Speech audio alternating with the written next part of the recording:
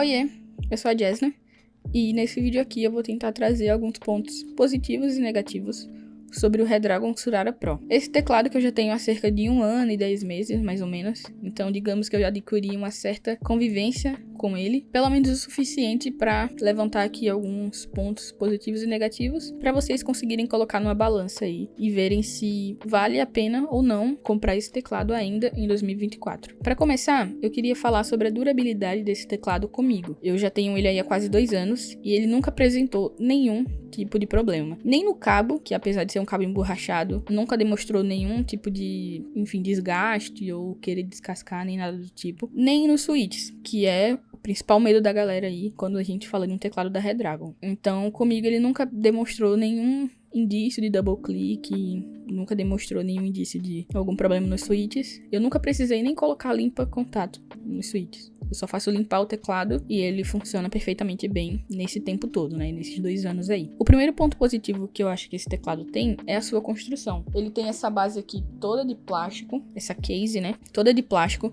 mas você vê que é um plástico muito resistente mesmo. Não é aquele plástico que você sente que é de entrada, sabe? Ele é um teclado muito pesado. Ele pesa aí cerca de 1 kg. Você sente que é um teclado bem construído. Não é um teclado que, enverga com facilidade, ó.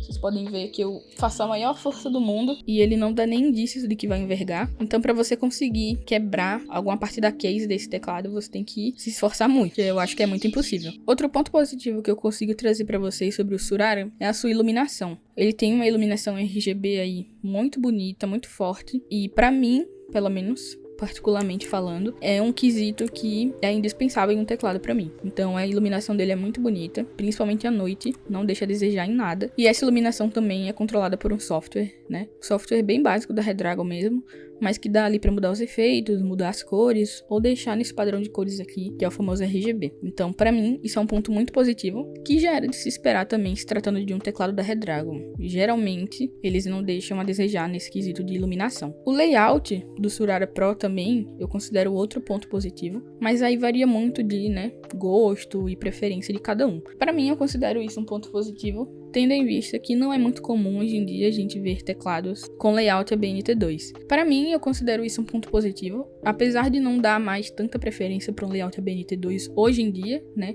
Pelo menos não tanto quanto eu dava preferência na época que eu comprei esse teclado, mas a gente sabe que ainda hoje em dia o layout ABNT2 já é um fator que encarece os teclados, né? Porque eles sabem que a maioria das pessoas que adquirem produtos nacionais dão preferência para o ABNT2. Inclusive, na época, isso foi um dos motivos que me fez adquirir esse teclado, porque eu não abri a mão do layout ABNT2, justamente porque eu não tinha costume de usar teclado ANSI no padrão americano, enfim. Agora, partindo para os pontos negativos desse teclado, o primeiro para mim, hoje em dia, seria o seu tamanho. Ele é um teclado full size, tem um numpad aqui, tem as setinhas, tem as teclas de função aqui. E hoje em dia, pra mim, é o principal fator que vai me fazer mudar de teclado. Na época que eu comprei esse teclado, eu dava muita preferência para teclado full size, só por conta do numpad. Hoje em dia, isso tem me incomodado bastante, porque o tamanho dele é exageradamente grande. Óbvio, ele é um teclado full size, ele tem todas as teclas, então ele é pra ser grande mesmo. Mas assim, como a maioria dos pontos que eu tô citando aqui, isso é uma questão de gosto também. Tem gente que trabalha muito com o numpad e não vai abrir mão do numpad, e tá tudo bem também. Mas pra mim, particularmente falando, isso é um ponto negativo. Principalmente porque,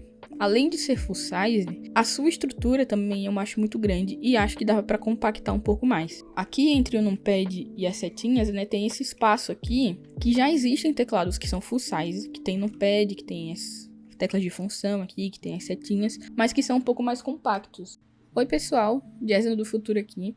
Tô interrompendo o vídeo aqui rapidinho, só pra esclarecer uma coisinha, que enquanto eu tava editando esse vídeo, eu percebi que eu não consegui me expressar muito bem sobre o tamanho do teclado.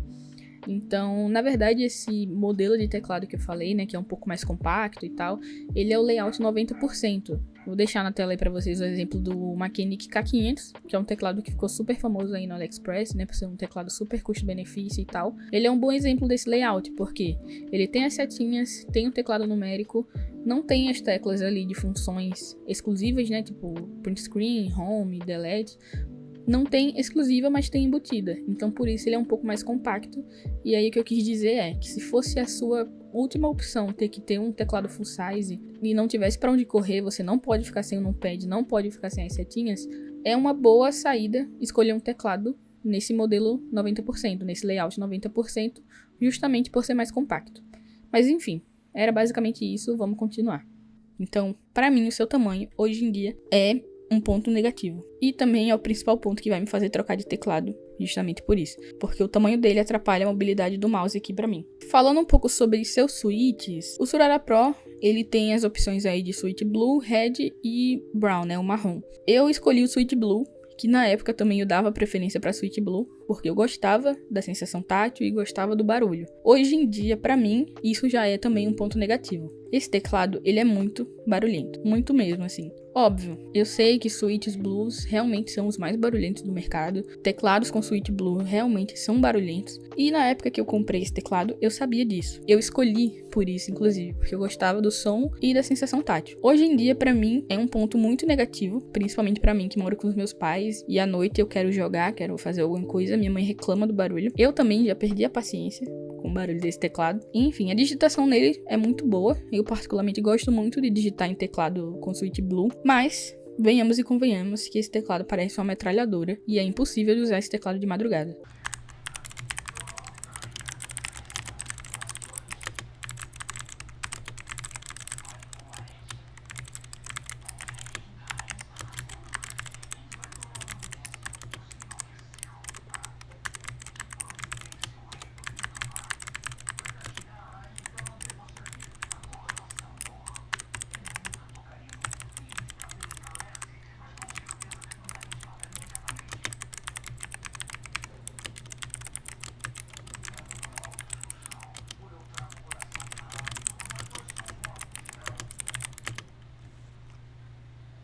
Outro ponto negativo pra mim do Surara, eu sei que esse teclado foi lançado em 2020, 2021 mais ou menos, mas já era uma época que já se vinham teclados com cabo removível. E o Surara, mesmo com um preço relativamente alto, ainda utiliza cabo fixo. Olha só, a gente consegue ver aqui que ele usa um cabo fixo emborrachado.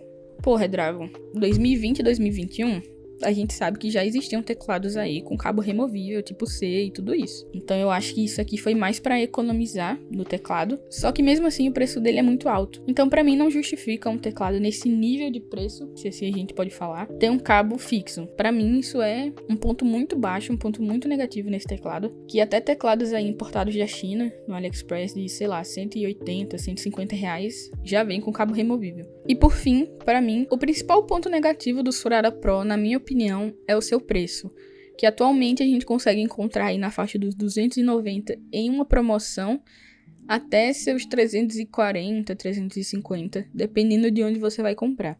E pra mim, nessa faixa de preço você tem opções muito melhores aí, principalmente quando se trata de experiência de digitação, de uma melhor elaboração aí no teclado, né? E quando se fala de próprios concorrentes chineses aí importados. Então, até mesmo o da própria marca Redragon, né, o KS82B, é um ótimo teclado nessa faixa de preço. Eu acho que sai até mais barato, né, do que o preço do Surara Pro, que já entrega aí switches pré-lubados, mods de fábrica, cabo removível, RGB. Então você tem que realmente colocar na balança o que você quer, o que você gosta e o que você vai dar preferência para comprar. E o quanto você está disposto a gastar. Mas quando a gente compara com alguns concorrentes chineses, como o SK80, o AK820, né? Ou até mesmo o Mechanic K500, que é bem mais barato do que o Surara Pro, tá aí na casa dos 180 reais, acredito eu, com as taxas do AliExpress. Mesmo o K500 sendo considerado um teclado de entrada, eu considero uma melhor opção do que o Surara Pro hoje em dia, porque é mais barato e entrega mais do que o Surara Pro, na minha opinião.